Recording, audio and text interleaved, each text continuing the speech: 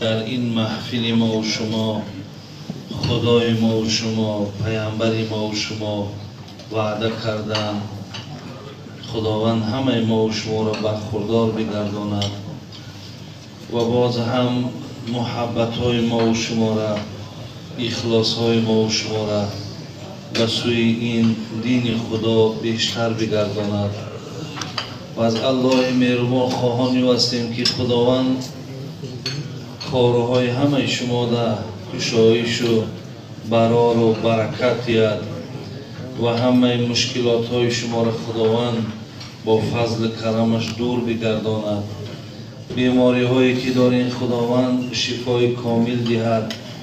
گذشتگان همه شما را رحمت و مغفرت کند و الله مهربان دیار ما و شما را هم، وطن ما و شما را هم باز هم زیباتر و آبادتر و نیکتر گرداند. و از خدای مهربان خواهان هستیم که خداوند توفیق آن چیزی را که در این محفل ما و شما میشنویم الله مهربان بر ما و شما عطا فرماید. برادران عزیز و گرامی، شیخ سعدی می گفت گاو و خر از آدمی، گاو و خر از آگهی آدم نخواهد گشت، لیک آدمی گر اندکی غافل شود خر می شود. حقیقتا برادران عزیز، اگر گاو و خر را هزار اگر تعلیم هم که کنند، هیچگاه در تاریخ بشریت نامده است که اونها آدم شوند. ولی حضرت میگه آدمی گر اندکی غافل شود خر می شود. ولی اگر انسانی که اگر از شنیدن و از این گونه محفل ها بی بهره باشد، خرشیدن او امکان دارد. برای برادران عزیز، وقتی که عزیزای خدا در جای آدمی بی ترتیب، آدمی بی معنی، آدمی بی فراست بسیاری وقت خر را ذکر میکنند. از این لحاظ خداوند نگاه دارد که ماها از زمره آن کسانی که عزیزان خدا به خر اونها را نسبت دادن، ماها از زمره اونها نباشیم و حرکت کنیم تا از هر یک رسانه ها، از هر یک محفل هایی که باشد استفاده بریم تا از این گوش کردنی ها برادران عزیز انشاءالله حیات ما و شما بسیار خیر و بسیار با سعادت می شود. چگونه که عزیزان خدا میگن حتما درخت به آب احتیاج دارد، شما به شنیدن سخن خدا و پیامبر بی نهایت احتیاجی زیاد دارید. و البته از این شنیدنی ها تربیه شما، نظام شما، روش شما حتما دیگرگون می شود. شیخ سعدی را خدا رحمت کنند می گفت خر به سعی آدمی نخواهد شد گرچه در پای منبری باشد. آدمی را اگر تربیت نکنند تا به 100 سالگی خری باشد. اگر انسان و برادران عزیز از تربیت اگر دور ماند، باز حضرت در دیگر بیانش ما و شما را به بدفعل و بد اخلاق باز به همون جانور نسبت دادن.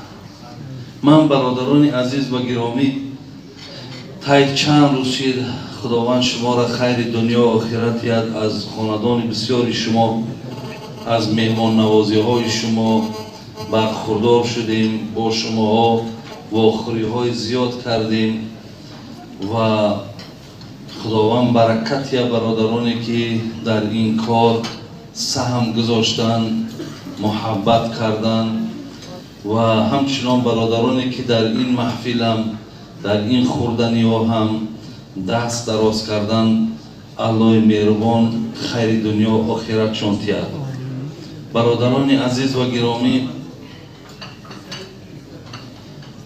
من میخواستم یک حدیث پیامبر کمی برای شما معنا کنم و خدا خواهد به همین باز میبینیم که دوامی صحبت ما و شما چی میشود.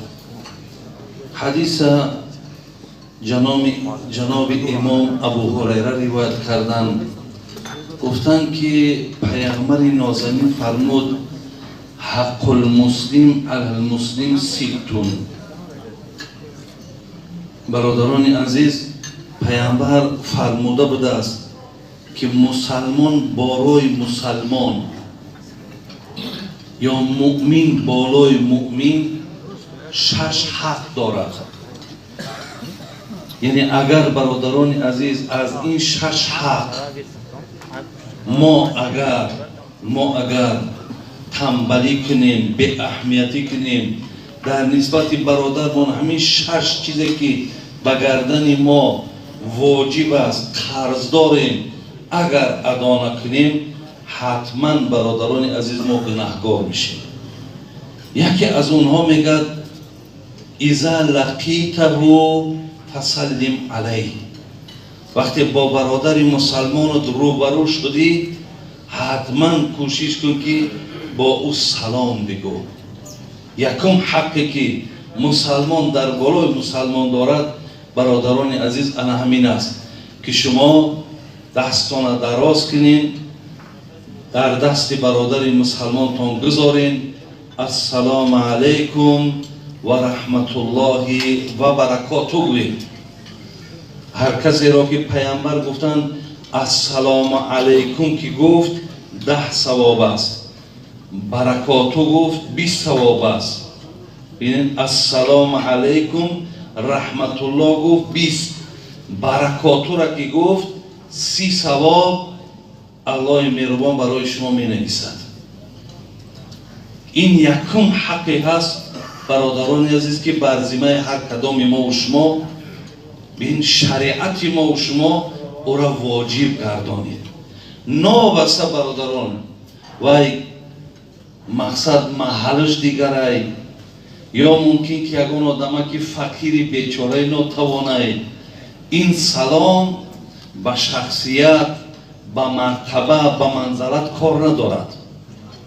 سلام هر یک انسان باید در برابر برادرش این سلام باید بگوید. برادران عزیز، حتی من در حدیث خواندم جناب امام ابو داود روایت میکند، میگه ما من مسلمین یلتقیان فیتصافحان این غفر لهما قبل ان یفترقا. پیامبرمان چی گفتن؟ گفتن وقتی دو مسلمان دست در دست یکدیگر میگذارن، میگن السلام علیکم و رحمت الله، اون کس میگه و علیکم السلام و رحمت الله. پیامبر گفتن بعد آنی که اینها این قبل ان یفترقا، پیش از آنی که دستشون از دست یکدیگر جدا میکنن، غفر لهما، الله مهربان گناه هر دوشان مغفرت میکند. ساکن برادران عزیز که دستان جدا کردید از یکدیگر، به خاطر دستی برادر در دستت گرفتی، با او درود و رحمت خدا را فرستاندی، اون کسم همچنان الله مهربان زمان همو کشاده شدن دستان گناهاتان را میبخشد. این مرحمت الله مهربان است که در یکی از حق‌هایی که به ذمه ما و شما گذاشت، بین چقدر باز پاداش‌ها و ثواب‌ها وجود دارد. برادران عزیز، حدیث داریم که این هم ابو داود روایت میکند، این اول الناس بالله من بدأهم بالسلام. پیش از آن که من این شرطیام یک قصه دارم. میگه بار حضرت علی رضی الله عنه با پیامبر نازنین ما شکایت کرد، گفت حضرت من نمیدانم برای چی حضرت عمر یگان بار نشد که سلام اول از جانب اون کس شنوم دویم من سلام میتیم. خوب میشد که ما فهمیم که چرا اون کس اول سلام نمیتیم. وقتی که به حضرت عمر پیامبرمون دعوت کرد او برادرت بالا شکایت دارد دویم سلام اول این کس میداده است، چرا شما اول سلام نمیتین؟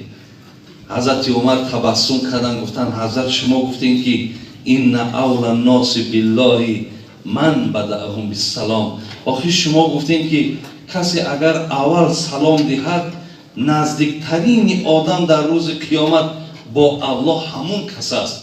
من خواستم که همین برادرمون علی نزدیکترین نزد الله مهربان باشد. یعنی همین فضیلت، همین خیر، همین منزلت من در نسبت برادرم علی خواستم. برادران عزیز، اینم معنای بین چند معنا دارد. یکم انسان وقتی اول سلام نداد اگر در زمانهای اونها این اندیشونه و زمان ما از روی تکبری می شود. بسیار وقت از روی ناپسندی نگاه میکنی که کی وای سلام بتاد. اگر مقصدت کبر باشد، اگر او سلامت میتاد یا تو سلام میگردانی، از اینجا تو یگان منفعت نمیگیری برادر عزیز. ولی پیامبر بینیم از همه نزدیکترین به الله روز قیامت کسی است که اول سلام میتید. این یک تربیه هم هست که همو گردن شخشیده داری که نمیگذارد که او گردن خم کنی. پیامبر ترا میگه همو گردن تو باید، همو گردنی که شیطان در او سواره باید او را ما فراریم، باید ما ترا آدم کنیم. این پهلوی دیگری اینم برادرانی هست. ولی پهلوی دیگر شبینه که حضرت عمر میتونست که خودش السلام علیکم گوید همون درجه را بگیرد، ولی همین را خواهان برادر شد. برادر عزیز، از این لحاظ ما باید که همین خیرخواهی که حضرت عمر در حضرت علی داشتن ما نیز باید داشته باشیم. در نسبت اگر باید غمخوارم باشیم. برادرای عزیز و گرامی، حضرت لقمان یک عجیب یک سخنی زیبا دارد. میگه بچه‌ش اگه بچم بهترین خوراک بخور،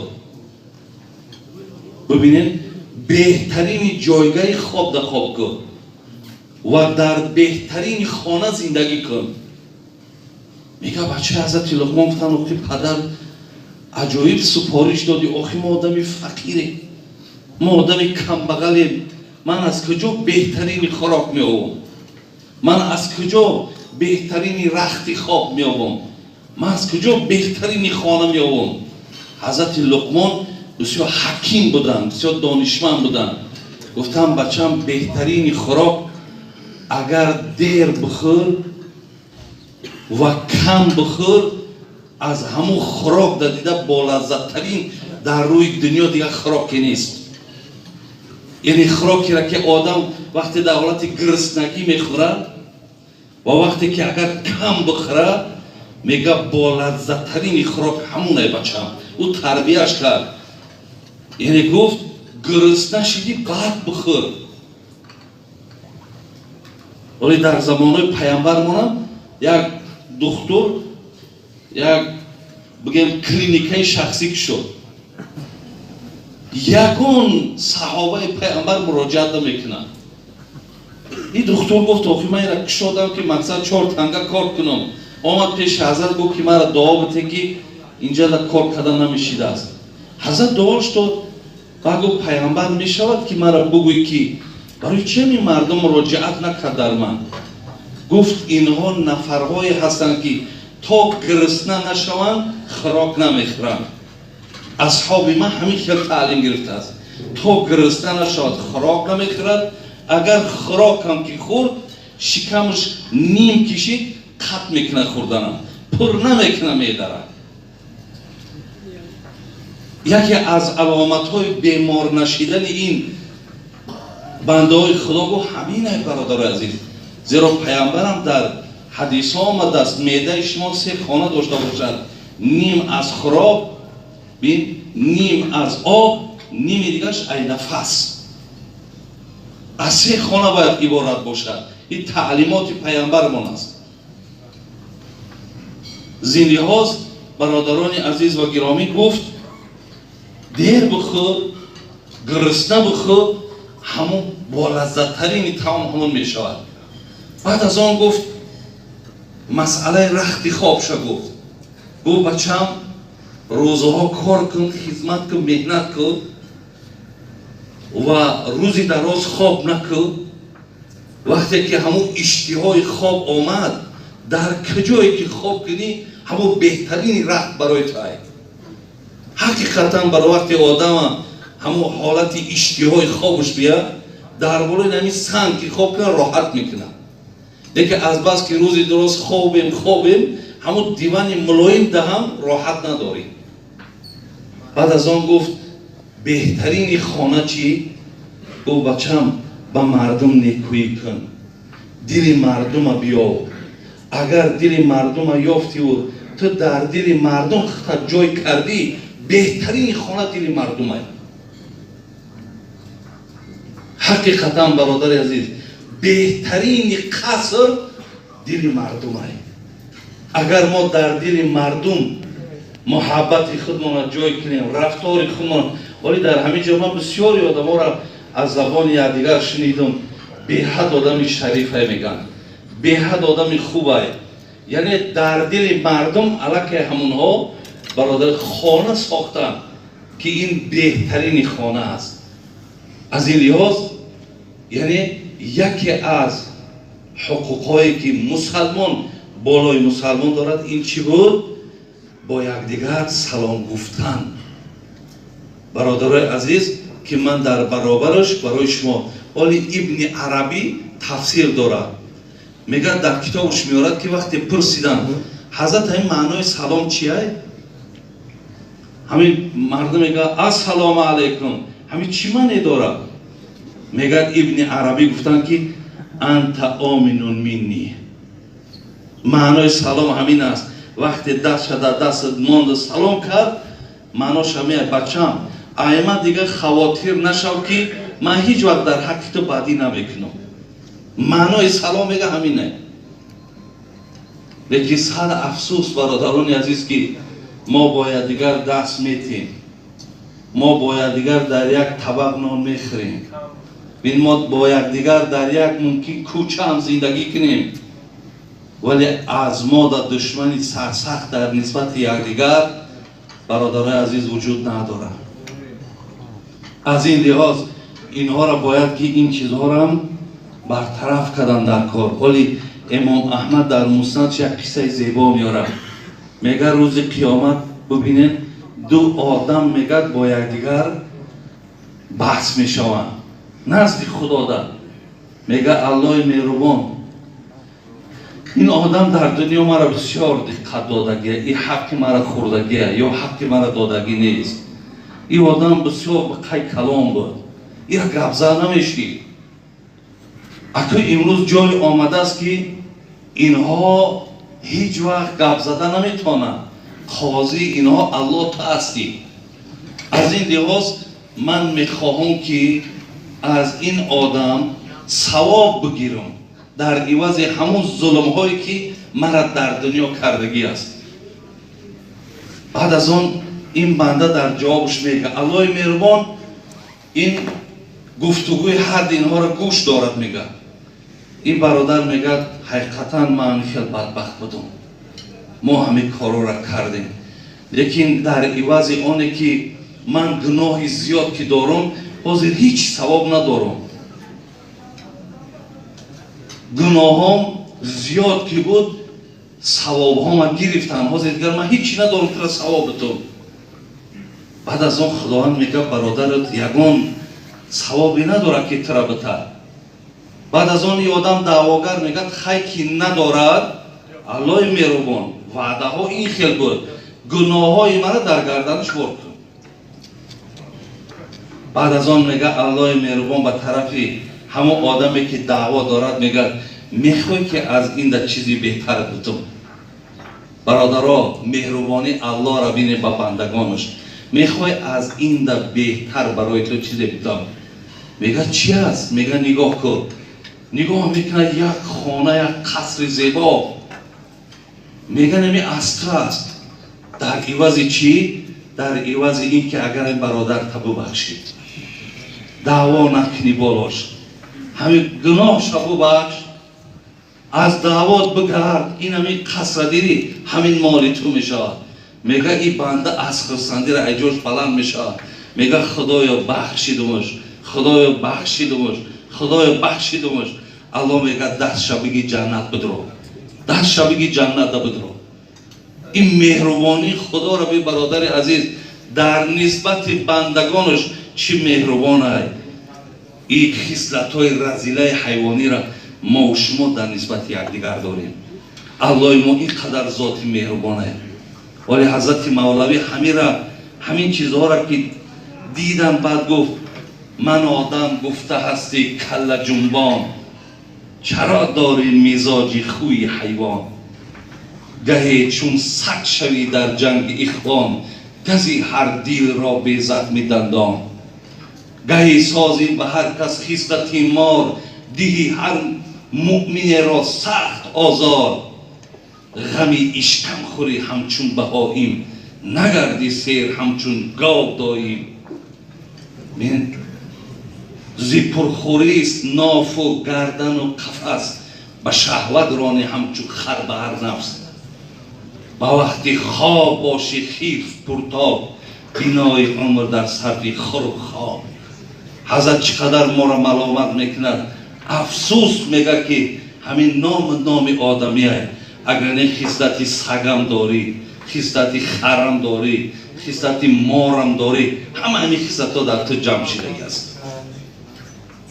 برادرای عزیز، همه شما دادرای مایی، شما برادرای مایی، شما بعضی ها در عمر ما کلانترای مایی.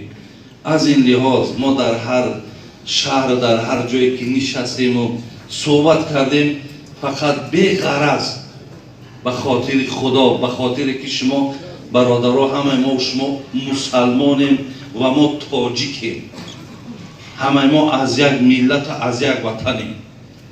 باید در نسبت یکدیگر بین چی عزیزای خدا. به خدا من حاضرم پیش در پیاله چایمون 3 ساعت برای شما، با کمش 3 ساعت از تمام حدیث و آیت و قصه و هر یک مصرعی که هست برای شما صحبت کرده میتونم. ولی عزیزای خدا میگن یه نکته بس است اگر شعور است، ورنه چو چراغ پیشی کور است. برای آدم با فهم همین یک اشارهش انشاءالله برادر عزیز کفایت میکنه. در دوام حدیث میره مکتوب کلته کرده گیرم و ایزا دعاک فعجیب. پیامبر گفت دویم حقی که مسلمان بالاتون دارد این است، وقتی که شما را دعوت کردن اجابت کنید. وقتی دعوت هم میکنن که برادرها خانه فلانی یا پیاله چای کرده است، اگر میگه حتی پیامبر روزدارم که باشی برای دعا کن. ولی بسیاری ما میگیم اگه شکم منصیره گجا میره، اجابت دعوت واجب است. نرفتیم زنگ زد بگو برادر عزیز من آمدن نمیتونم، خود همین گناه خلاص کن. و کسی رم که آوردی همراه موافق شریعت همینه، باید پرسی من 1-2 مهمان دارم، اگر اجازت داد میگیری میاری، اگر اجازت نداد جای خفگی نیست. برادر عزیز ما بسیاری وقت در این مسئله جمعه خیمو با پاشون میخرن. ما یک عجیب گپا داریم در این مسئله. برای هر یک آدمی که هم محفل میکند و حساب محفلش هم میگیرد. و ایزا دعاک فعجیب. ولی همون پریگلاسی تیلی که هست، همین پریگلاسی تیلی همون مسلمان های همین برای همین مخصوص کرده که همین از دین خود مانه. فقط چیزای بهترین ما را گرفتن در هر کشورها مقصد سیر داره و ما و شما چی از خیمی میگن نان شنیدی نره گناهگار میشه.